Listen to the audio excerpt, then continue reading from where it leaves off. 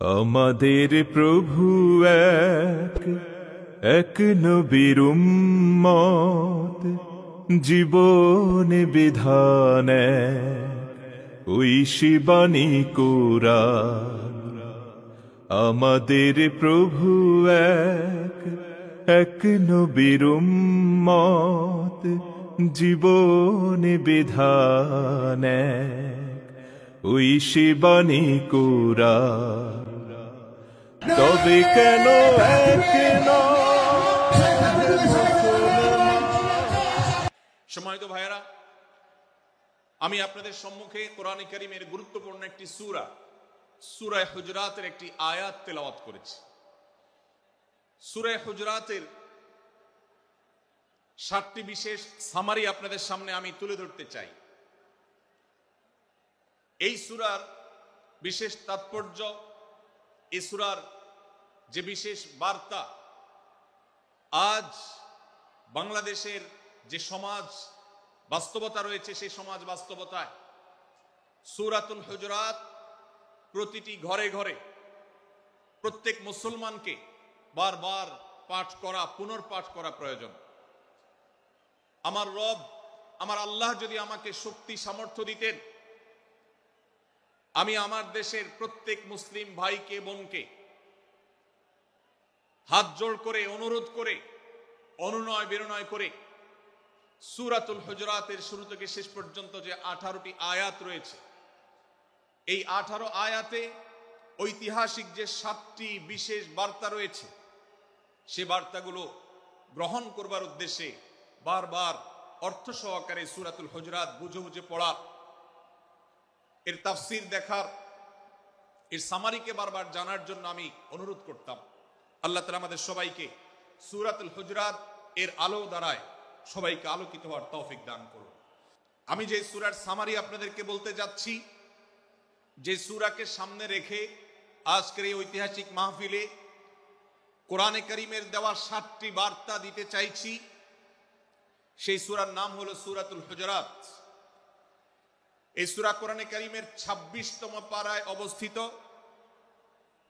এবং এই সূরা কোরআনে কারীমের সূরার যে সিরিয়াল, সেই সূরার সিরিয়ালে 49তম সূরা। এই সূরার আয়াত সংখ্যা হলো 18। এই সূরার প্রথম থেকে পঞ্চম আয়াত পর্যন্ত প্রথম এই 5টি আয়াতে আল্লাহ রাব্বুল আলামিন তার প্রিয় নবী মুহাম্মদ মুস্তাফা সাল্লাল্লাহু আলাইহি ওয়াসাল্লাম, সবাই দুরূদ পড়ি, সাল্লাল্লাহু আলাইহি ওয়াসাল্লাম, প্রিয় নবীজির নাম শুনলে দুরূদ পাঠ করতে হয়, তার জন্য দোয়া করতে হয়। কারণ আল্লাহর হাবিব সাল্লাল্লাহু আলাইহি ওয়াসাল্লাম তার সমগ্র জীবনকে যে কষ্টের মধ্যে পার করেছেন, তার সমগ্র জীবনকে উৎসর্গ করেছেন, তা আপনার আমার হেদায়েতের জন্য, গোটা বিশ্ব মানবতার মুক্তির প্রয়োজনে।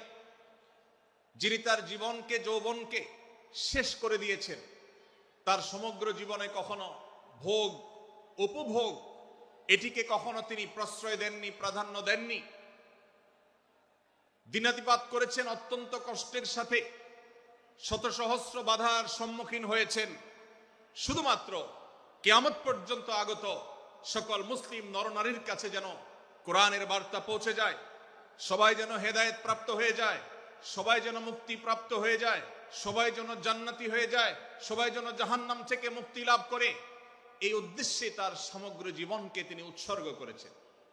আমাদের হেদায়েতের জন্য, আমাদের কল্যাণের পথে আহ্বানের জন্য, আমাদের জান্নাতে নেওয়ার জন্য, যার সমগ্র জীবনে কখনো ভোগ উপভোগকে প্রশ্রয় দেননি, কষ্টে নিপতিত হয়েছেন, তিনি চাইলে মক্কার রাজত্ব করতে পারতেন, তিনি চাইলে মক্কার সবচেয়ে ভোগী মানুষ হতে পারতেন, কিন্তু সেটা না করে তিনি যে ত্যাগের দৃষ্টান্ত স্থাপন করেছেন, প্রিয় নবী মুহাম্মদ সাল্লাল্লাহু আলাইহি সাল্লামের সেই অবদানের স্বীকৃতি স্বরূপ আমরা তার নাম যখনই শুনবো সাল্লাল্লাহু আলাইহি ওয়াসাল্লাম বলে তার প্রতি আল্লাহর রহমত যেন, অনুগ্রহ যেন নাজিল হয়, সেজন্য দোয়া করব।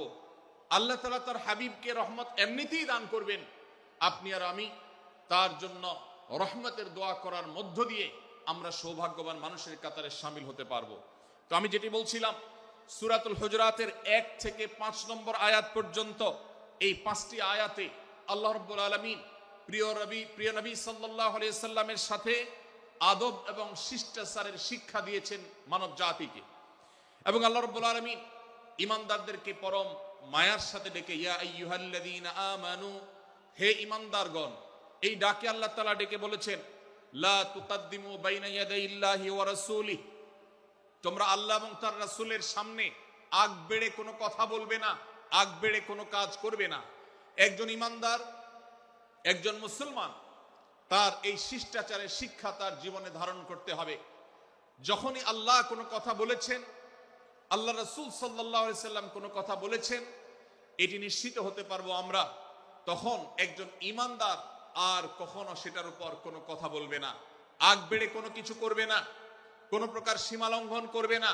ক্বাল আল্লাহ ক্বাল রাসূল, আল্লাহ বলেছেন, আল্লাহ রাসূল বলেছেন, এটি শোনার পর সে তার আপদ মস্তককে সারেন্ডার করবে, সে নিজেকে আত্মসমর্পণ করবে। এর উপর তার কোনো যুক্তিকে, কোনো বুদ্ধিকে, তার কোনো মতামতকে সে সেখানে আর দাঁড় করাবার চেষ্টা করবে না। এটা একজন শিষ্টাচার বিশিষ্ট ঈমানদারের বৈশিষ্ট্য। কোরআন এই শিক্ষা আমাদেরকে দিয়েছে। ভাইরা আমার, এই শিক্ষাকে ধারণ করে আমরা যারা মুসলমান দাবি করছি, আমাদের সম্মানীয় যারা আছেন, আল্লাহকে যেরকম আমরা সম্মান করি, আল্লাহ রাসূলকে যেরকম সম্মান করি, ঠিক একইভাবে আমাদেরকে যে সমস্ত মানুষগুলোকে সম্মান করার নির্দেশ করা হয়েছে, ওলামা একরাম রয়েছেন, আমাদের বাবা মা, বয়সে বড়, শিক্ষিত, এবং যারা আমাদের শিক্ষক বৃন্দ আছেন, এভাবে যারা আমাদের সম্মানের পাত্র আছেন, সে মানুষগুলোর সামনে আগ বেড়ে যেন কোনো কিছু না করি। সে আগ বাড়াটা কথার ক্ষেত্রে হতে পারে, চলার ক্ষেত্রে হতে পারে, আচরণের ক্ষেত্রে হতে পারে। এই শিষ্টাচারের শিক্ষা সূরা হুজুরাতের প্রথম আয়াতে আমাদেরকে দেয়া হয়েছে। প্রিয় ভাইরা আমার, আমাদের সমাজে আজ যে সমস্ত ভালো গুণের দুর্ভিক্ষ চলছে, ক্রাইসিস চলছে, অভাব চলছে, এর মধ্যে অন্যতম হলো আজ শিষ্টাচারের অভাব। আমাদের সমাজের চতুর্দিকে আপনি দেখতে পাবেন পরিলক্ষিত হচ্ছে। আমাদের শিশু থেকে নিয়ে কিশোর, যুবক থেকে নিয়ে মধ্যবয়স্ক, সকল শ্রেণী মানুষের মধ্যে আজ আদব এবং শিষ্টাচারের ভয়াবহ অভাব আমরা দেখতে পাচ্ছি। বিশেষ করে পশ্চিমা সংস্কৃতিকে আমাদের এই স্বদেশে, আমাদের এই মুসলমানদের সমাজে জোর করে পুশ করাবার, সে সমস্ত এজেন্ডাকে বাস্তবায়ন করবার যে প্রচেষ্টা এদেশের এক শ্রেণীর মানুষকে করতে দেখা যায়, তারা এদেশের সমাজের খাঁজে বাজে থাকা ইসলামের কৃষ্টি, কালচার এবং সংস্কৃতিগুলোকে ধুয়ে মুছে পরিষ্কার করবার জন্য শত সহস্র উদ্যোগ নিয়েছে। আমাদেরকে কোরআনের শিক্ষা ধারণ করে, কোরআনের শিক্ষাকে প্রচার করে, কোরআনের শিক্ষাকে প্রতিষ্ঠিত করে ব্যক্তির মধ্যে, ঘরে, পরিবারে, সমাজে, রাষ্ট্রে, সংবিধানে, আইনে, সংসদে, সর্বত্র কোরআনের শিক্ষাকে বাস্তবায়ন করে সেই সমস্ত ভিনদেশী অপসংস্কৃতি চাপিয়ে দেওয়ার ষড়যন্ত্রকে মোকাবেলা করতে হবে ইনশাআল্লাহ। ভাইরা আমার, আর সেজন্য সূরা হুজুরাতের এই শিষ্টাচারের শিক্ষা আমাদের জীবনে খুবই গুরুত্বপূর্ণ। আমরা যখনই কোনো সম্মানীয় ব্যক্তির কাছে আমরা থাকব, তাদের কথার উপরে কথা বলা, তাদের সাথে তর্ক করা, তাদের সামনে আগ বেড়ে কথা বলা, এমনকি তারা যখন চলবেন তাদের সামনে সামনে হাঁটা, এই সবগুলো কোরআনের এই শিষ্টাচারের যে শিক্ষা আছে এর পরিপন্থী। প্রিয় নবী সাল্লাল্লাহু আলাইহি সাল্লামের সময়কার একটি ঘটনা, এক ব্যক্তি তার বাবার সাথে হেঁটে যাচ্ছিলেন, বোঝা যাচ্ছিল না যে তাদের মধ্যে বাবাকে সন্তানকে। অনেক সময় বাপ সন্তানের বাহ্যিকভাবে দেখে বোঝা যায় না, এরকম কোনো কোনো ক্ষেত্রে হয়। জিজ্ঞেস করা হলো তাদেরকে, তোমাদের মধ্যে বাবাকে সন্তানকে? বলা হলো যে অমুক বাবা, অমুক সন্তান। তখন নির্দেশনা দেওয়া হলো যে সন্তান তার হাঁটা এবং চলার মধ্য দিয়ে এই বিনয়ের প্রকাশ ঘটাতে হবে, আনুগত্যের প্রকাশ ঘটাতে হবে, সম্মান এবং শ্রদ্ধার প্রদর্শন করতে হবে, যার মধ্য দিয়ে বোঝা যায় যে কে সন্তান আর কে বাবা। এর জন্য জিজ্ঞেস করতে না হয়। আজ আমাদের যারা তরুণ আছি, আমরা যুবক আছি, আমরা অনেকেই পশ্চিমা সংস্কৃতি দ্বারা প্রভাবিত হয়ে আমরা শিষ্টাচারের এই গণ্ডি এবং সীমানা পার হয়ে চলে গেছি। কোরআন আমাদেরকে শিষ্টাচারের শিক্ষা দিচ্ছে যে আমরা সিনিয়রদের সামনে বিনয়ের সাথে আচরণ করব, তাদের সামনে সামনে চলা থেকে বিরত থাকব, যথাসম্ভব তাদেরকে অনুসরণ করার চেষ্টা করব, তাদের সাথে কথা হবে, তাদের আগ বেড়ে কথা হবে না, তাদের কোনো জিজ্ঞাসা থাকলে সেটার উত্তর হবে বিনয়ের সাথে। এই শিষ্টাচারের শিক্ষা আমাদেরকে দেয়া হয়েছে।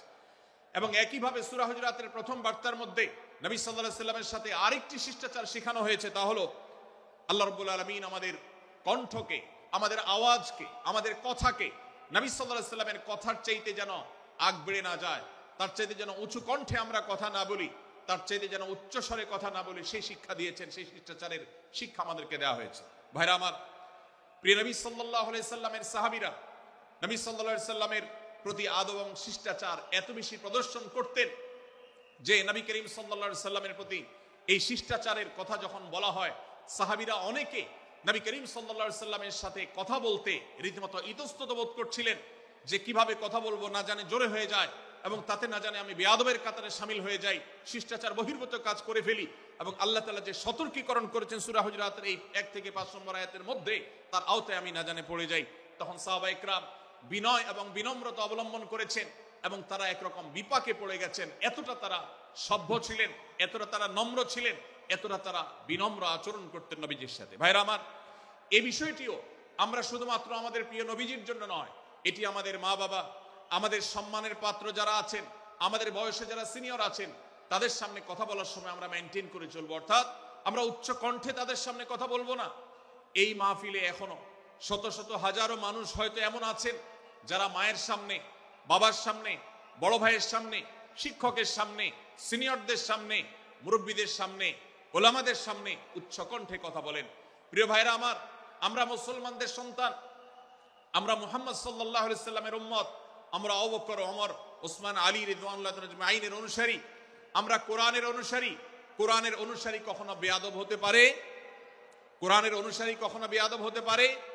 কোরআন যে শিষ্টাচারের শিক্ষা দিয়েছে, এই শিক্ষা আজ আমাদের মধ্যে ধারণ করতে হবে, আমাদের সন্তানদের শেখাতে হবে, আমাদের ঘরে ঘরে এই শিক্ষা চর্চা করতে হবে, আমাদের সমাজে এটিকে প্রতিষ্ঠিত করতে হবে। পশ্চিমা সংস্কৃতির যে ছোবল, সে ছোবল আমাদের সন্তানদেরকে আজকাল অনেক ক্ষেত্রে বেয়াদবে পরিণত করছে, তাদের অনেক সময় শিষ্টাচার থেকে বের করে দিচ্ছে। তারা কখনো স্বাধীনতার নামে, কখনো মত প্রকাশের নামে, কখনো বিভিন্ন নামে তারা কিন্তু হারিয়ে যাচ্ছে। আজকের এই বাস্তবতাকে উপলব্ধি করে সূরা হুজুরাতের 1 থেকে 5 নম্বর আয়াত এর শিক্ষাকে আমাদের মধ্যে ধারণ করতে হবে। আল্লাহ তাআলা আমাদের সবাইকে সেই তৌফিক দান করুন। ভাইরা আমার, সূরা হুজুরাতের প্রথম বার্তা প্রিয় নবী সাল্লাল্লাহু আলাইহি সাল্লামের সাথে শিষ্টাচার, আল্লাহ এবং তার রাসূলের সামনে, আল্লাহ এবং তার রাসূলের সামনে আগ বেড়ে কোনো কথা না বলা, আগ বেড়ে কোনো আচরণ না করা, এটা তার প্রতি শিষ্টাচারের অংশ। এবং আল্লাহ রাসূলের সামনে উচ্চ কণ্ঠে জোরে কথা না বলা, এটাও তার প্রতি শিষ্টাচারের অংশ। আল্লাহ তাআলা আমাদেরকে এই শিষ্টাচার আমাদের জীবনের প্রত্যেকটা পদে পদে ধারণ করার তৌফিক দান করুন, বলুন আমিন। ভাইরা আমার, সূরা হুজুরাতের দ্বিতীয় যে শিক্ষা, সেই শিক্ষাটা বর্ণিত হয়েছে এই সূরার 6 থেকে 8 নম্বর আয়াত। 6 থেকে 8 নম্বর এই আয়াতের মধ্যে আল্লাহ রাব্বুল আলামিন আমাদেরকে দ্বিতীয় শিক্ষা দিয়েছেন, ঈমানদার কখনো কোনো কথা বলার আগে সেই কথা সত্য কিনা, বাস্তব কিনা সেটি যাচাই বাছাই না করে বলবে না।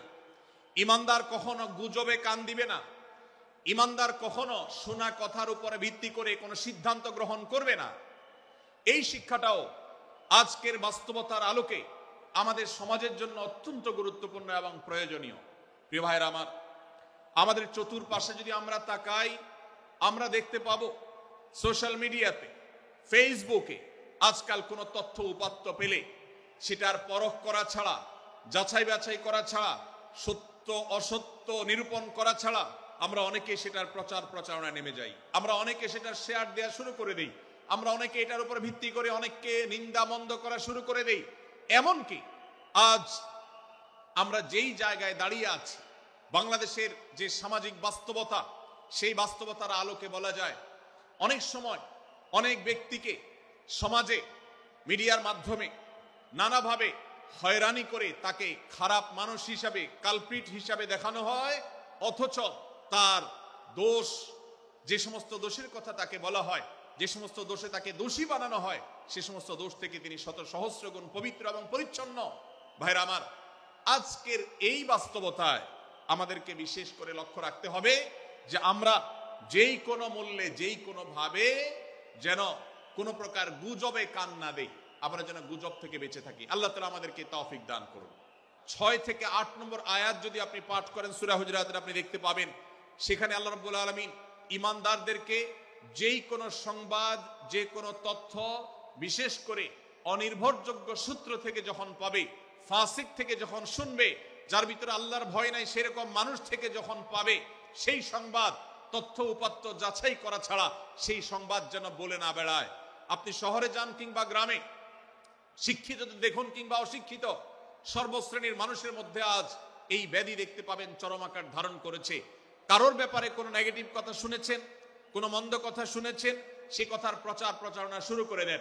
সেটা কি সঠিক কিনা, সেটা কি সত্য কিনা, সেটা কি যথার্থ কিনা, সেটা কোনো প্রপাগান্ডা কিনা, সেটা কোনো মিথ্যাচার কিনা, সেটা কোনো গুজব কিনা, এটা যাচাই করার প্রয়োজন অনুভব করে না।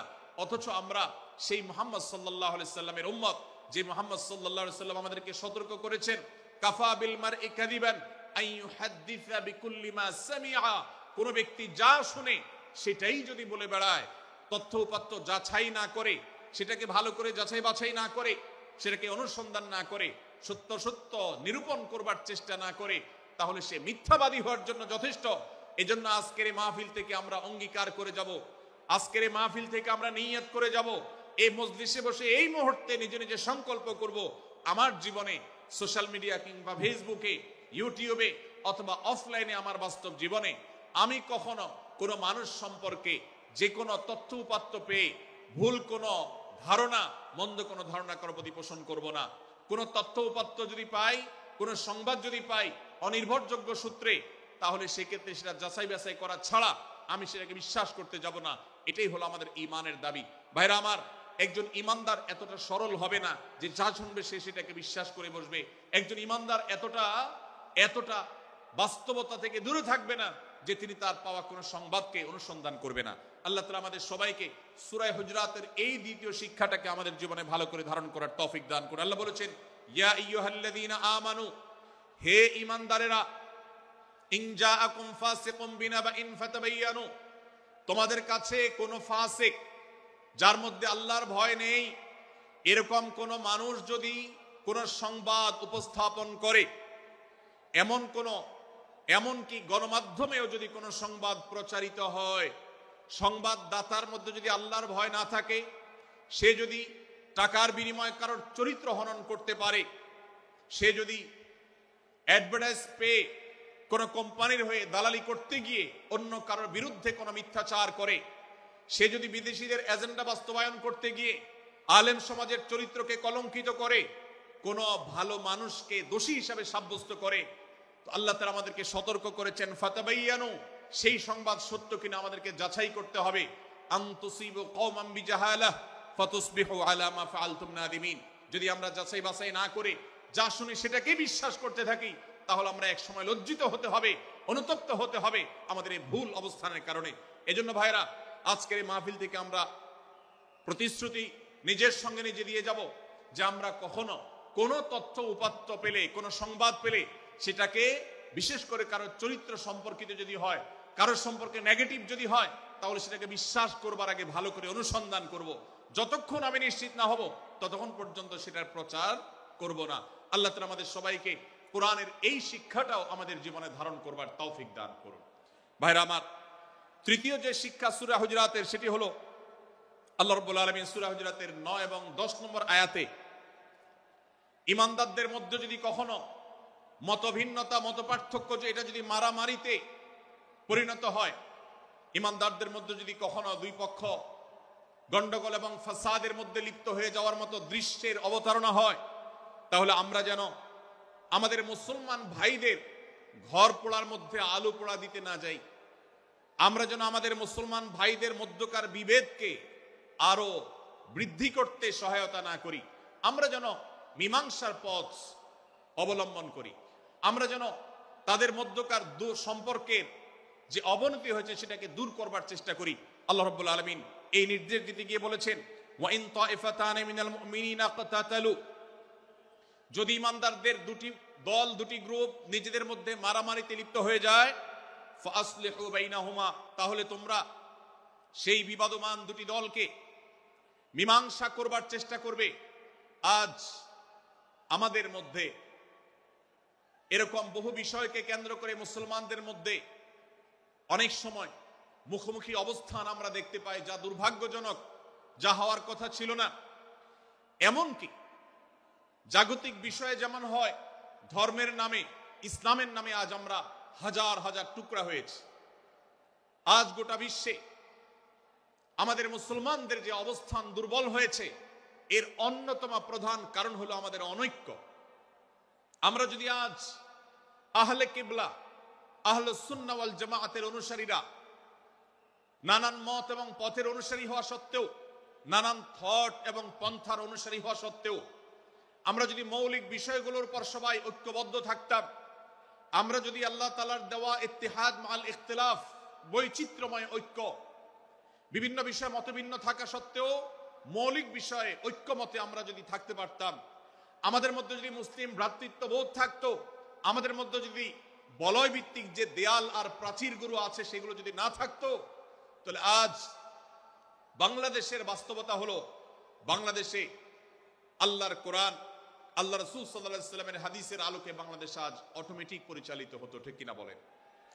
আমরা যদি আজ ঐক্যবদ্ধ থাকতাম, তাহলে এদেশের হাতে গোনা যাবে এরকম স্বল্প সংখ্যক নাস্তিকেরা, ইসলাম এবং মুসলমানদের শত্রুরা, তারা আমাদেরকে নিয়ে তারা আজ যে খেলা খেলছে, আমাদেরকে যে তারা শাসন করছে, আমাদেরকে যে তারা তাদের অধীনস্থ করে রাখছে, আমাদের উপরে যে আজ ভিনদেশি কালচার চাপিয়ে দিচ্ছে, আমাদের উপরে তারা যে আজ কর্তৃত্ব করছে, আমাদেরকে আজ টুকরা টুকরা করছে, এই দুঃসাহস তারা কোনোদিন দেখাতে পারতো না যদি আমরা ঐক্যবদ্ধ থাকতাম। ভাইরা আমার, এই জন্য আমরা সব বিষয়ে সবাই একমত হব না। আজকের এই মাহফিলে যত মানুষ এসেছেন সবাই সব বিষয়ে একমত নন।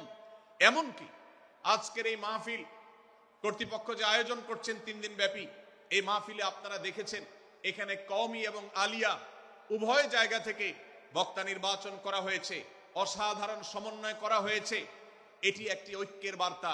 আমরা আশা করব মাঠ পর্যায়ে আমরা যারা কাজ করব, আমরা প্রত্যেকে আমাদের অন্য মতের, ভিন্ন মতের যে সমস্ত মুসলমান ভাইরা আছেন, তার সাথে আপনার কোনো থটগত মত পার্থক্য থাকতে পারে, চিন্তাগত কোনো ভিন্ন মত থাকতে পারে, কিন্তু দিন শেষে তিনি আপনার মুসলমান ভাই।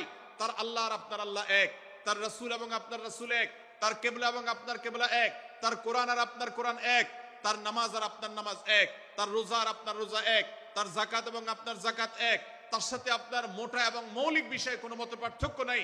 অতএব ছোটখাটো বিষয়কে কেন্দ্র করে আপনি যদি তাকে আপনার প্রতিপক্ষ মনে করেন, আপনি যদি তাকে আপনার শত্রু মনে করেন, এটা হবে আপনার ইসলামের জন্য, আপনার জন্য, এদেশের মুসলমানদের জন্য সবচেয়ে বড় ভুল।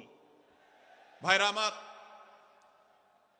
হারদুই হযরত আশরাফ আলী থানভী রহমতুল্লাহ আলাইহির সর্বশেষ খলিফা আবরাল হক সাহেব রহমতুল্লাহ আলাইহি বলতেন, दीन के हर काम करने वालों को रफीक समझो, फरीक न समझो।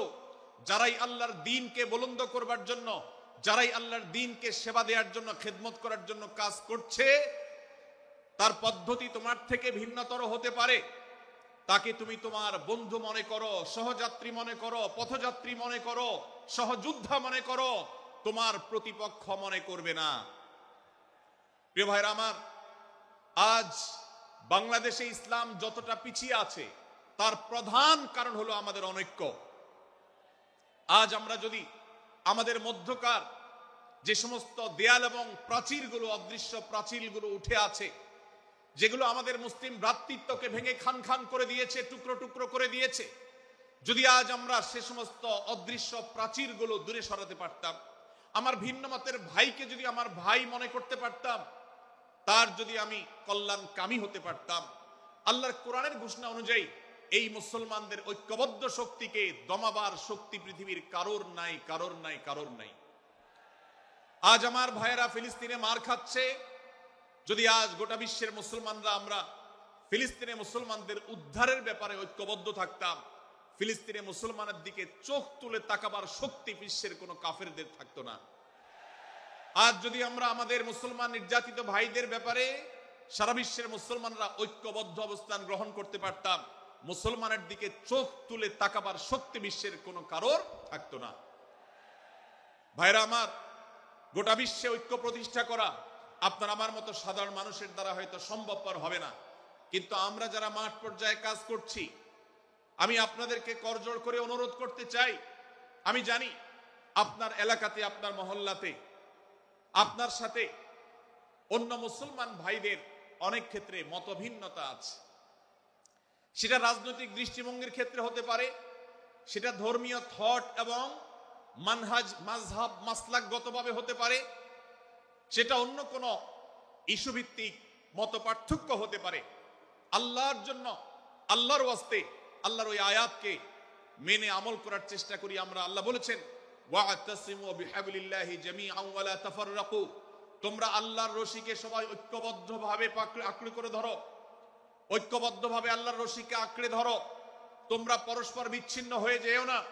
আমরা অনেক ফরজের কথা শুনেছি, নামাজ রোজা ফরজ আমরা জানি, বাবা মার প্রতি সদ্ব্যবহার করার ফরজের কথা আমরা জানি, আত্মীয়তার সাথে সুসম্পর্ক, আত্মীয়তার বন্ধন রক্ষার কথা আমরা জানি, ফরজ হওয়ার কথা জানি, কিন্তু মুসলমানদের ঐক্যবদ্ধ থাকতে হবে এই ফরজের কথা আমরা অনেকেই জানি না। ভাইরা আমার, মুসলমানদেরকে আল্লাহ রাব্বুল আলামিন ঐক্যবদ্ধ থাকার নির্দেশ দিয়েছেন। এই ঐক্যটা এর মানে এই নয় যে সবাই এক মতের হয়ে যাবে সব বিষয়ে। বিভিন্ন বিষয়ে আমাদের মধ্যে মত পার্থক্য থাকবে, তারপরে আমরা একে অন্যের সহযোদ্ধা হব, সহযাত্রী হব, আমরা একে অন্যের কল্যাণকামী হব, একে অন্যের ভালো চাইব। আমার ভিন্ন মতের মুসলমানের কোনো ক্ষতিতে আমি খুশি হব না, তার ক্ষতিতে আমি কষ্ট পাবো, তার সাফল্যকে আমি এনজয় করব, আনন্দিত হব। এটা যদি করতে না পারি তো আমি কখনো খালেস এবং সাচ্চা মুসলমান হতে পারলাম না। আল্লাহ তাআলা আমাদের অন্তরগুলোকে উদার করে দিন, ব্রড করে দিন, প্রশস্ত করে দিন, বড় করে দিন, উম্মার ঐক্যের প্রয়াসী হওয়ার তৌফিক দান করুন বলুন আমিন। ভাইরা আমার, আমরা মহল্লায় মহল্লায়, এলাকায় এলাকায়, মসজিদে মসজিদে, আমাদের নিজস্ব বলয়ে, নিজস্ব অঙ্গনে আমরা চেষ্টা করব ভিন্ন ভিন্ন মতের মুসলিম ভাইকেও আমার ভাই হিসাবে আঁকড়ে ধরার, আপন করার। ডক্টর খন্দকার আব্দুল্লাহ জাহাঙ্গীর রাহিমাহুল্লাহ এই অঞ্চলের সন্তান। তিনি বলতেন, বেদাতে লিপ্ত কোন মুসলমান, তার ব্যাপারেও আমি মনে করি আমার ভাই ভুলের মধ্যে আছেন, তার ব্যাপারে আমার মায়া মমতা কাজ করে, আমি তার কল্যাণকামী, তাকে আমার ভাই মনে করি। ঠিক একইভাবে আমার কোন মুসলমান ভাইয়ের সাথে যদি আমার ভিন্ন মতের কারণে আমার মনে হয় যে তিনি ভুল পথে আছেন, তারপর তাকে আমি শত্রু ভাববো না, তার অকল্যাণ আমি চাইবো না। আজ বাংলাদেশের বাস্তবতা যদি আমরা তাকাই, দেখতে পারবো ইসলাম এবং মুসলমানদের যত শত্রু আছে, আমরা দেখেছি গত কয়েক যুগ ধরে তাদের নিজেদের মধ্যে হাজারো বিভক্তি, হাজারো মত পার্থক্য থাকা সত্ত্বেও মুসলমানদের শত্রুতা করার ব্যাপারে তারা সবাই ঐক্যবদ্ধ। অথচ আমরা মুসলমানরা, আমাদের আল্লাহ, আমাদের রাসূল, আমাদের কোরআন, আমাদের কিবলা, আমাদের সবকিছু এক হওয়া সত্ত্বেও ছোটখাটো বিষয়কে নিয়ে আমরা আমাদের মধ্যকার বিভেদের প্রাচীরগুলোকে দাঁড় করিয়ে রেখেছি, যার কারণে আমরা গোটা বিশ্বে যেমন মার খাচ্ছি, আমাদের এই প্রিয় মাতৃভূমিতেও আমরা সংখ্যায় সবচেয়ে বেশি হয়েও আমরা কালচারালি মাইনরিটি হয়ে আছি, সংস্কৃতিতে আমরা সংখ্যালঘু হয়ে আছি। সব ক্ষেত্রে আমাদেরকে ইগনোর করা হয়। 4 লক্ষ মসজিদের এদেশে 4 লক্ষ ইমাম আছেন, 4 লক্ষ মুয়াজ্জিন আছেন। এই মসজিদগুলো এদেশে, এর নেটওয়ার্ক যতটা শক্তিশালী, এদেশের সকল রাজনৈতিক দলগুলোর নেটওয়ার্ককে যদি একত্র করা হয়, মসজিদগুলোর মতো এতটা শক্তিশালী নেটওয়ার্ক এদেশের সমাজে নাই। কিন্তু ওলামা ইকরামকে ইগনোর করা হয়, মুসলমানদের ইগনোর করা হয়। এদেশের আইনে কোরআন এবং সুন্নাহ এদেশের মুসলমানদের ধ্যান ধারণাকে কখনো বিবেচনায় আনা হয় না। এই যে মুসলমানদের আজ দুরবস্থা, এর অন্যতম প্রধান কারণ হলো আমাদের হাজার হাজার ভাগে বিভক্তি। এই বিভক্তির দেয়ালগুলোকে তুলতে হবে কি হবে না? যদি হয় তাহলে আপনি নিজে থেকে শুরু করে দিন। আপনি যেই মতই লালন করেন না কেন, আপনার ভিন্ন মতের মুসলমানকে আপনি ভাই মনে করবেন, তার সাথে বুক মেলাতে আপনার কষ্ট হবে না, তার সাথে বসতে আপনার অসুবিধা হবে না। ভিন্ন মতের আলেম, এক মতের আলেম আরেক মতের আলেমের সাথে বসতে অসুবিধা হবে না। এক মতের অনুসারী আরেক মতের অনুসারীকে ভাই বলতে অসুবিধা হবে না। আমরা সোশ্যাল মিডিয়াতে নিজেদের মধ্যে কামড়াকামড়ি করব না, নিজেদের মধ্যে আমরা ঝগড়া বিবাদ করব না।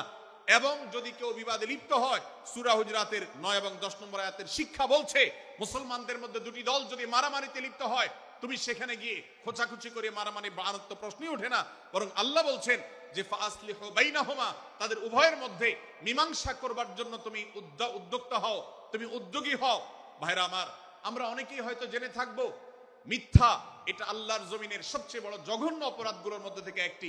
একজন মুসলমান কোন অবস্থাতে মিথ্যা বলতে পারে না, কিন্তু কোন মুসলমান যদি অন্য মুসলমানের সাথে কখনো বিবাদ বিতণ্ডা লিপ্ত হয়ে যায়, দুজন মুসলমান বা দুটি বলয়, দুটি পক্ষ, দুটি গোষ্ঠী মুসলমানদের তাদের মধ্যে যদি কোনো বিষয় যদি ভুল বুঝাবুঝি তৈরি হয়, ভিন্ন মত সৃষ্টি হয়, একে অন্যের সাথে শত্রু ভাবাপন্ন হয়ে যায়, তাহলে তাদের দুইজনের মধ্যে বা দুই পক্ষের মধ্যে মীমাংসা করবার জন্য কেউ যদি মিথ্যা কথাও বলে, অর্থাৎ আপনি এক পক্ষের কাছে গিয়ে বললেন, ভাই আপনি যাকে এত খারাপ মনে করছেন, যার ব্যাপারে আপনি এতটা রাগান্বিত হয়ে আছেন, আমি তো জানি তিনি আপনার ব্যাপারে অনেক সফট চিন্তা রাখেন, আপনার ব্যাপারে অনেক ইতিবাচক ভাবনা রাখেন, আপনার ব্যাপারে অনেক সুধারণা পোষণ করেন।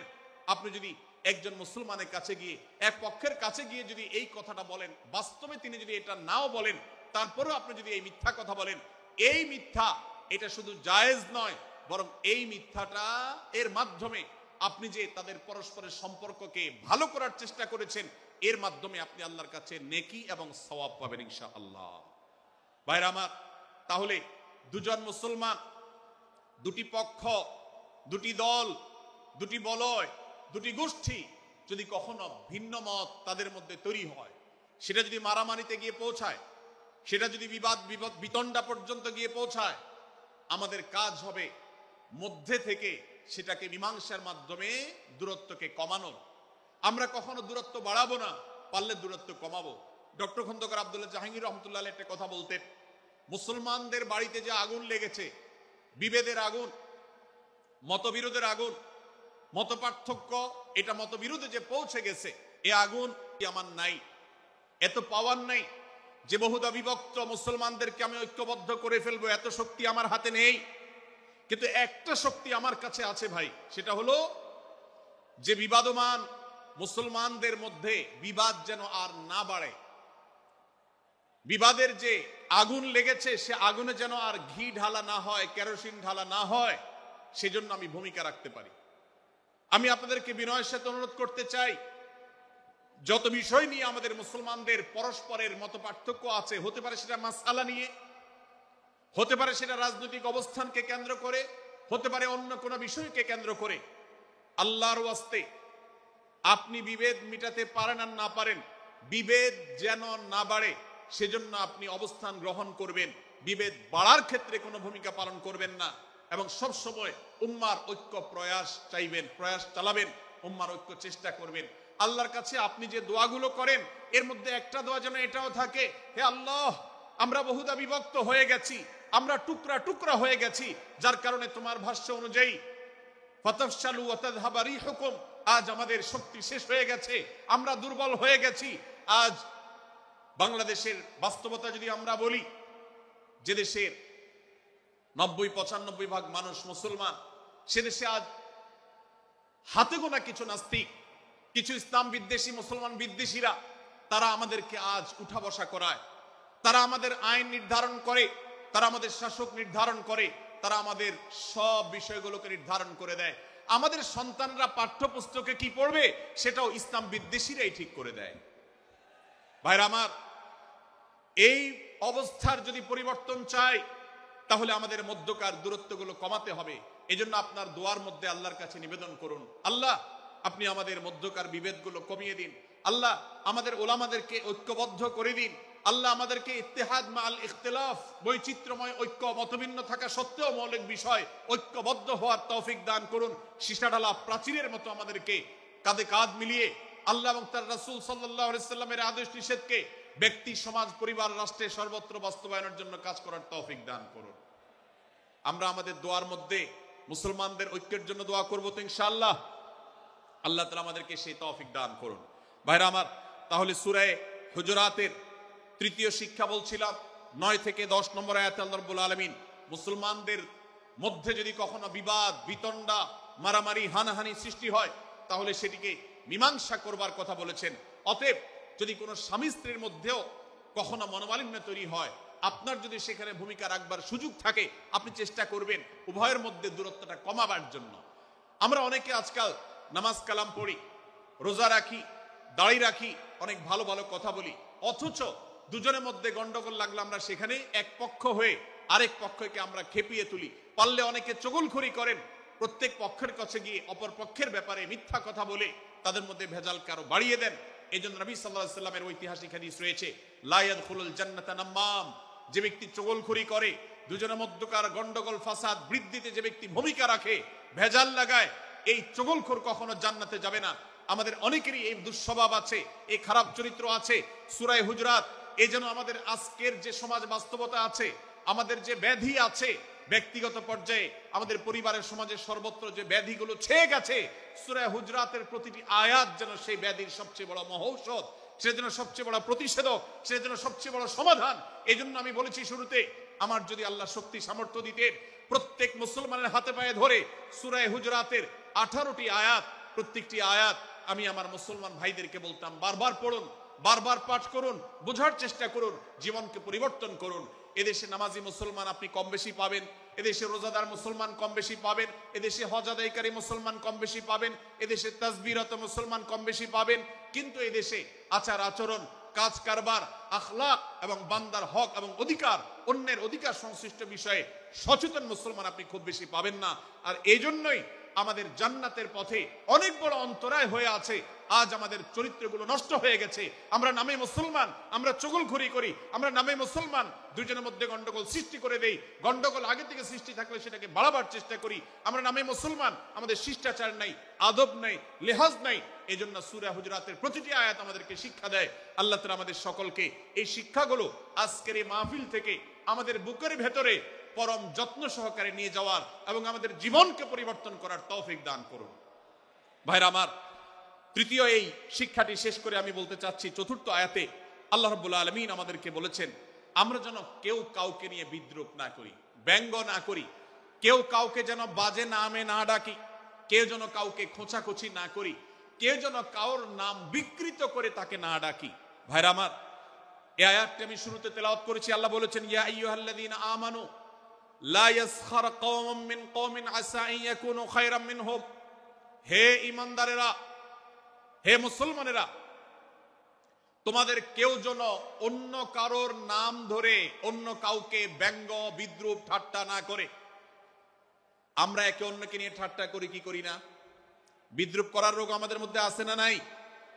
ভাইরা আমার, জাগতিক বিষয় তো আছেই, এমনকি দুর্ভাগ্যজনক বাস্তবতা হলো ধর্মের নামে, ইসলামের নামে একদল মুসলমান অপর দল মুসলমানকে নিয়ে হাসি, ব্যঙ্গ, বিদ্রূপ, রাসাহাসি এবং নাম বিকৃত করা এবং খোঁচাখুচি করা, এই কাজগুলো আমাদের মধ্যে আছে না নাই? আমরা যারা ইসলামের খেদমত মনে করে আমার ভিন্ন মতের ভিন্ন দলের মুসলমানকে খোঁচাখুচি করি, আমরা যারা আল্লাহর খেদমত মনে করে, ইসলামের সেবা মনে করে, দাওয়াতের কাজ মনে করে, ইসলাম প্রচার মনে করে ভিন্ন মতের অন্য দলের মুসলমানকে নিয়ে ব্যঙ্গ বিদ্রূপ আর হাসাহাসি করি, তাদেরকে সোশ্যাল মিডিয়াতে, অনলাইনে, অফলাইনে তুচ্ছ-তাচ্ছিল্য করি, আল্লাহর শপথ করে বলছি, এটা ইসলামের সেবা নয়, এটা হলো প্রবৃত্তির পূজা, এটা হলো আপনার নফসের পূজা, এটা হলো আপনার প্রবৃত্তির গোলামি করা, এটা আল্লাহর গোলামি নয়, এটা ইসলামের খেদমত নয়, এটা ইসলামের 12টা বাজানো। ভাইরা আমার, কোন অবস্থাতে একজন মুসলমান অন্য মুসলমানকে নিয়ে ব্যঙ্গ বিদ্রূপ করতে পারে না। আমার মুসলমান ভাই যদি কোনো ভুল কথা বলে, ভুল কাজ করে, আমি যথাযথ নিয়মে তাকে সংশোধনের চেষ্টা করব, সমালোচনা করার দরকার হলে সেটাও করব, কিন্তু হাসাহাসি নয়, বিদ্রূপ নয়, ব্যঙ্গ করা নয়। আজ আমাদের তরুণদের মধ্যে এটা একটা আর্টে পরিণত হয়েছে। আপনারা রোস্টিং ভিডিওর কথা কম বেশি সবাই জেনে থাকবেন। রোস্টিং ভিডিওর কথা আপনারা জানেন কি জানেন না? ভাইরা আমার, রোস্টিং ভিডিও নামটা দেখেন, অর্থাৎ কাউকে রোস্ট করা। আমরা মুরগি রোস্ট করার কথা জানি, এখন মানুষ রোস্ট করার সিস্টেম শুরু হয়েছে। একজন মানুষের কোনো ভুল কিছু পেয়েছেন, অবশ্যই আপনি সমালোচনা করবেন। আপনি একজন মুসলমান হিসেবে জানতে হবে কারোর ভুলের সমালোচনার মূলনীতি আছে। মূলনীতি আছে না নেই? কোরআন এবং সুন্নাহর বাতানো যে প্রিন্সিপাল, সেটাকে লক্ষ্য করে, সেটাকে আমলে নিয়ে, সেটাকে ধরে ধরে যদি আপনি সমালোচনা না করেন, তাহলে আপনার এই সমালোচনা এটাই আপনাকে জাহান্নামে নেওয়ার কারণ হতে পারে। ভাইরা আমার, আপনি কাউকে রোস্ট করার নামে, কাউকে সমালোচনা করার নামে, হতে পারে কেউ ভুল করেছেন, কিন্তু সেটা করতে গিয়ে যদি তার অধিকার নষ্ট করেন, আপনি সীমা ছাড়িয়ে চলে যান, আপনি যদি ব্যঙ্গ বিদ্রূপ করে হারামের পর্যায়ে চলে যান, তাহলে সূরা হুজুরাতের আয়াতের আলোকে আপনি কবিরা গুনাহে লিপ্ত হলেন। আমরা অনেকে আছি যে ব্যক্তিগত পর্যায়ে এই বিদ্রূপ করাটাকে আমরা কোনো বিষয় মনে করছি না। সোশ্যাল মিডিয়াতে অনেকগুলো ভিডিও ক্লিপ আছে, আপনাদের চোখে নিশ্চয়ই পড়েছে, আমার চোখে বহু পড়েছে, যে অনেক সময় দেখা যায় বিনোদনের নামে কাউকে খোঁচাখুচি করা, কাউকে অপমান করা, কাউকে হয়তো ধাক্কা দিয়ে পানিতে ফেলে দেয়া, কাউকে কষ্ট দেয়া, কাউকে হয়তো প্রতারিত করা, এটাকে আমরা এনজয় করি। অনেক ভিডিও ক্লিপে দেখা যায় এভাবে কাউকে কোনোভাবে অপমানিত করে, কাউকে কোনোভাবে ধোকা দিয়ে বোকা বানিয়ে আমরা এনজয় করি, আমরা হাসাহাসি করি। আমাদের রুচি নষ্ট হতে হতে আজ এই পর্যায়ে এসেছে যে এটা আমাদের এনজয়ের বিষয় হয়েছে, এটা আমাদের আনন্দের বিষয় হয়েছে। ভাইরা আমার, সূরা হুজরাতের এই আয়াত অর্থাৎ 11 নম্বর আয়াত, এই আয়াত বলছে আমাদের জন্য কোন মুসলমানকে, কোন মানুষকে ব্যঙ্গ বিদ্রূপ করা হারাম। কোন মুসলমানকে ব্যঙ্গ বিদ্রূপ করা কি হারাম। অতএব আপনি রসিকতা করে যদি কারোর সাথে ব্যঙ্গ বিদ্রূপ করেন এবং সেটা যদি তার মনে কষ্ট হওয়ার কারণ হয়, তিনি যদি সমাজের মানুষের কাছে হেয় প্রতিপন্ন হন, তাহলে ইসলামী শরীয়তের দৃষ্টিকোণ থেকে সারা বিশ্বের সমস্ত উলামাদের ঐক্যমতে সেটা হারাম। আমরা চুরি করা হারাম জানি, আমরা ডাকাতি করা হারাম জানি, আমরা মাদক সেবন করা হারাম জানি, আমরা নামাজ ত্যাগ করা হারাম জানি। এই সমস্ত হারাম থেকে আমরা অনেকেই বেঁচে থাকি, কিন্তু আমি আমার মুসলমান ভাইয়ের চরিত্র হনন করছি, শুধুমাত্র সাধারণ জীবনযাত্রার ক্ষেত্রে করছি তা নয়, এমনকি ধর্মের নামে, ইসলাম প্রচারের নামে, দাওয়াতের নামে আমরা আমাদের প্রতিপক্ষ মুসলমান ভাইকে নিয়ে অনেক সময় ব্যঙ্গ বিদ্রূপ করি, হাসাহাসি করি, তাকে ছোট করি, তাচ্ছিল্য করি, হেয় করি, তার সম্মানহানি করি। আমরা জানি না আমাদের প্রিয় নবী সাল্লাল্লাহু আলাইহি ওয়াসাল্লাম এর একটা হাদিস আমাদের সামনে রয়েছে, সহিহ মুসলিমে বর্ণিত হয়েছে। নবী করিম সাল্লাল্লাহু আলাইহি ওয়াসাল্লামের এই হাদিস আজ সবচেয়ে অসহায় হাদিস। অসহায় হাদিস এই জন্য বললাম যে আজকের এই হাদিসের উপরে কেউ আমল করে না, এই হাদিসটাকে কেউ পাত্তা দেয় না, এই হাদিসকে কেউ গুরুত্ব দেয় না, অথচ এই হাদিস প্রত্যেক মুসলমানের বুকে বুকে ঝুলিয়ে রাখা দরকার। এই হাদিস আমাদের ঘরে ঘরে ঝুলানো দরকার, এই হাদিস আমাদের অফিসগুলোতে শোভা পাওয়া দরকার, এই হাদিস আমাদের জীবনে বাস্তবায়ন হওয়া দরকার। নবী করিম সাল্লাল্লাহু আলাইহি ওয়াসাল্লাম সেই হাদিস বর্ণনা করেছেন। আবু হুরায়রা রাদিয়াল্লাহু তাআলা আনহু তিনি বলেছেন, লা তাহাসাদু, লা তাহাসাদু, হে মুসলমানরা তোমরা কেউ কাউকে কখনো হিংসা করবে না, কেউ কাউকে হিংসা করবে না। আমাদের মধ্যে হিংসা আছে না নাই? হিংসা আছে না নাই? আমরা একে অন্যকে হিংসা করি। একদল মুসলমান অন্য দল মুসলমানকে হিংসা করে, কেউ কারো ভালো দেখতে পারে না। ভাইরা আমার, আল্লাহ নবী বলেছেন লা তাহাসাদু, তোমরা একে অন্যকে হিংসা করো না। ওয়ালা তানাজাসু, কেনা বেচা করতে গিয়ে কেউ কাউকে ধোঁকা দিও না, প্রতারণা করো না। ওয়ালা তাবাগাদু, তোমরা একে অন্যের সাথে শত্রুতা বিদ্বেষ পোষণ করবে না। ওয়ালা তাদাবারু, তোমাদের কেউ যেন কারোর পেছনে লেগে না থাকে, কাউকে অবজ্ঞা যেন না করে। ওয়ালা ইয়াবি আহাদুকুম আলা বাই'i আখিহি, এবং তোমাদের কেউ যেন আরেকজনের কেনাবেচার উপরে সেখানে ইন্টারফেয়ার করে সে যেন সেখানে কোন প্রকার ক্ষতিগ্রস্ত কাউকে না করে। ওয়াকুনু ইবাদাল্লাহি ইখওয়ানা, হে মুসলমানরা তোমরা আল্লাহর বান্দা ভাই ভাই হয়ে থাকো। তোমাদের মধ্যে মতপার্থক্য থাকুক, দলগত মতপার্থক্য, অবস্থানগত মতপার্থক্য, থটগত মতপার্থক্য, মাযহাব মাসলাবগত মতপার্থক্য থাকুক, কিন্তু তোমরা আল্লাহর বান্দা ভাই ভাই হয়ে থাকো। এক দলের মুসলমানকে আল্লাহ তাআলা ভাই ভাই হতে বলেন নাই, এক গ্রুপের মুসলমানকে আল্লাহ ভাই ভাই হতে বলেন নাই, এক বলয়ের মুসলমানকে আল্লাহ ভাই ভাই হতে বলেন নাই, নিজ দলের মুসলমানের সাথে আল্লাহ ভাই ভাই থাকতে বলেন নাই। আল্লাহ বলেছেন সকল মুসলমানদের সাথে ভাই ভাই হয়ে থাকার জন্য, ভ্রাতৃত্বের বন্ধনে থাকার জন্য। এইজন্য আল্লাহ নবী সাল্লাল্লাহু আলাইহি ওয়াসাল্লাম সে নির্দেশ করেছেন।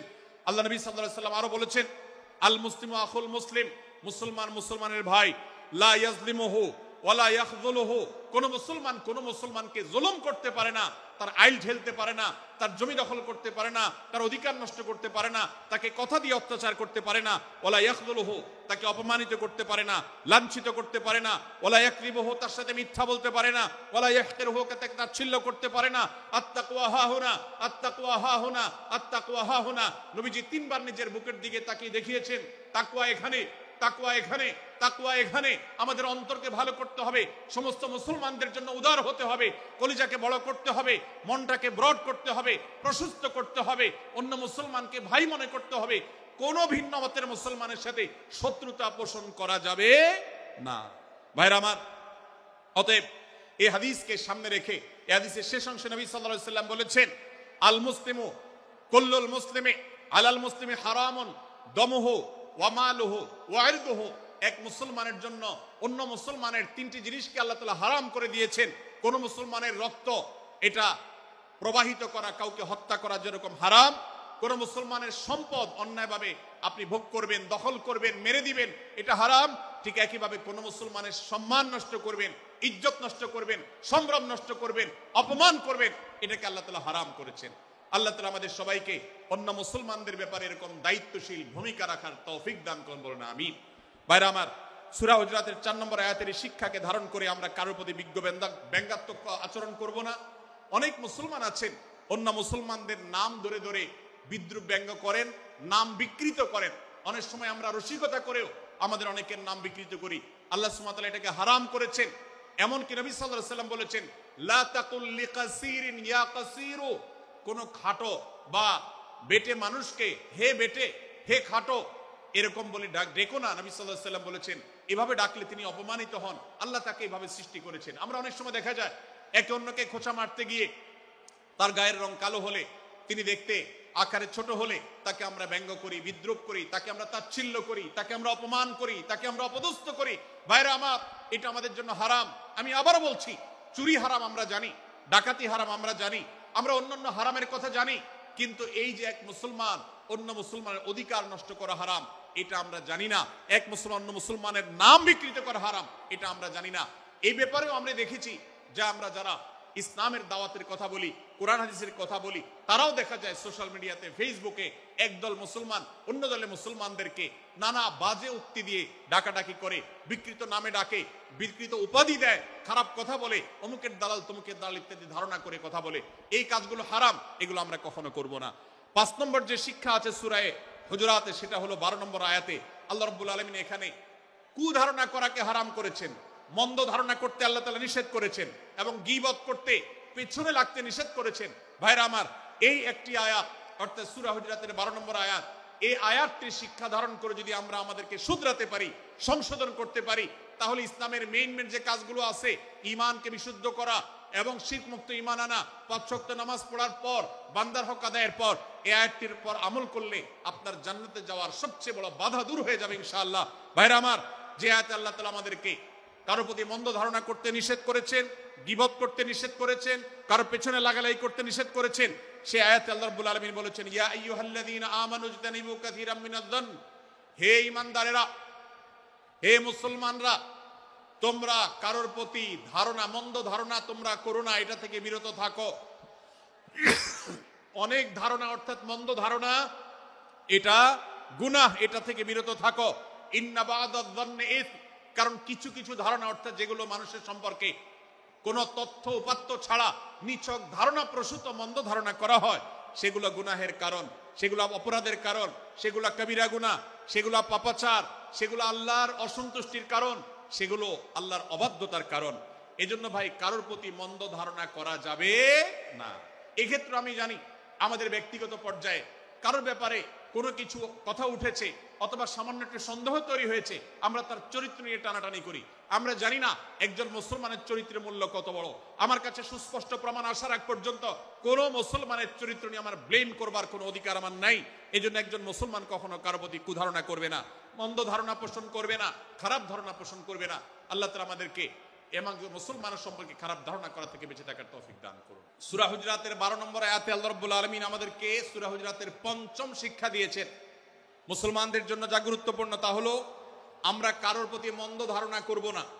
এক্ষেত্রে ডক্টর আব্দুল্লাহ জাহাঙ্গীর রাহিমাহুল্লাহর একটা উক্তি আমার মনে পড়ে। তিনি বলেছেন যে আজ আমাদের যারা ধর্ম চর্চা করি, আমরা যারা নিজেদেরকে প্র্যাকটিসিং মুসলমান মনে করি, আমাদের সবচেয়ে, হুজুরদের সবচেয়ে পছন্দের গুনাহ হলো মন্দ ধারণা করা, অন্যের ব্যাপারে খারাপ ধারণা করা।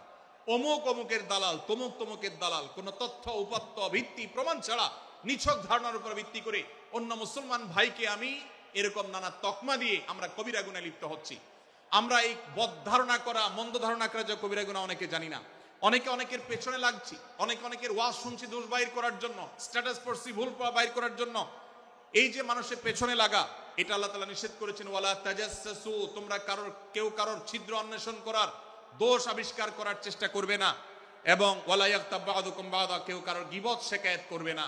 এই আয়াতে আমাদেরকে কেউ কারোর পেছনে পরনিন্দা করতে নিষেধ করেছেন। ইসলাম বলে আমরা মানুষের সামনে মানুষের ভুলের কথাগুলো বলবো বিনয়ের সাথে, যাতে তিনি সংশোধিত হন, আর তার পেছনে প্রশংসা করব। আমরা করি উল্টা, আমরা মানুষের সামনে এসে মানুষের প্রশংসা করি আর তার পেছনে গিয়ে তার দুর্নাম করি। ইসলামকে যদি আমরা মানতাম সমাজটা সুন্দর হয়ে যেত। আমরা যদি সামনে কারো দোষ বলতাম তাহলে তিনি সংশোধিত হতেন, আর পেছনে যদি গুণ বলতাম তাহলে তিনি ভালো সেখান থেকে শিক্ষা গ্রহণ করতেন। সূরা হুজরাতের 6 নম্বর শিক্ষা 13 নম্বর আয়াতে আল্লাহ তাআলা বলেছেন যে আমাদের সবার গোড়া কোত্থেকে এসেছে, আমাদের গর্বের কোনো বাহ্যিক কারণ নাই তাকওয়া ছাড়া। আল্লাহ বলেছেন ইয়া আইয়ুহান নাস ইন্না খালাকনাকুম মিন যাকারিন ওয়া উনসা, হে মানুষ সকল, তোমাদেরকে আমি মানুষ, নারী এবং পুরুষ, আদম এবং হাওয়া থেকে সৃষ্টি করেছি। ওয়াজআলনাকুম শুউবান ওয়া ক্বাবাইলা লিতাআরাফু, বিভিন্ন গোত্রে তোমাদেরকে আমি বিভক্ত করেছি পরিচয়ের জানার জন্য, সুবিধা শুধুমাত্র। আর আল্লাহ বলেছেন শেষে ইন্নাল্লাহা আলিমুন খাবীর, তোমরা কি করো আল্লাহ জানে। অতএব আমাদের কারোর পর কারো কোনো শ্রেষ্ঠত্ব নেই তাকওয়া ছাড়া। আল্লাহ বলেছেন ইন্না আকরামাকুম ইনদাল্লাহি আত্তাকুম, আমাদের মধ্যে সবচেয়ে মর্যাদাবান হবে তিনি যার মধ্যে তাকওয়া সবচেয়ে বেশি হবে।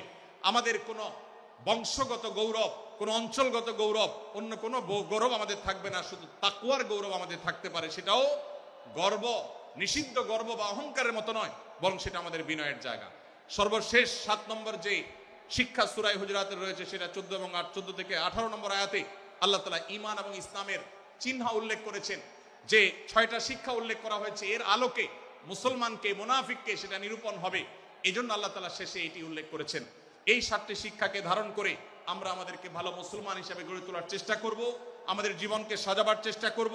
আল্লাহ তাআলা আমাদের সবাইকে তৌফিক দান করুন। আমি আবারও এক নজরে বলে শেষ করছি, সূরা হুজরাত কোরআনে কারীমের 26তম পারার একটি সূরা, 49 নম্বর সূরা, কোরআনের 18টি আয়াতের আছে।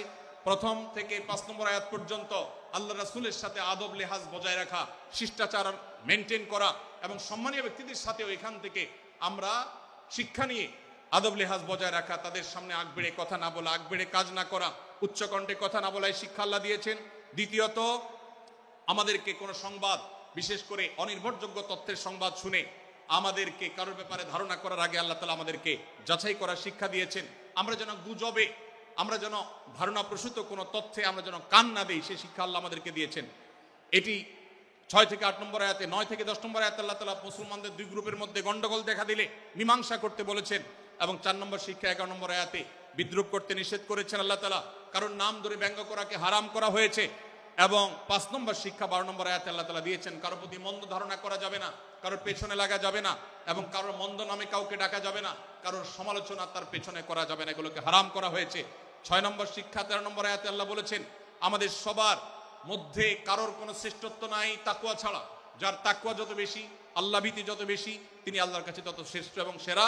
7 নম্বর সর্বশেষ শিক্ষা হলো 14 থেকে 18 নম্বর আয়াতে আল্লাহ রাব্বুল আলামিন ঈমানদারদের আলামত, মুনাফিকদের আলামত উল্লেখ করেছেন।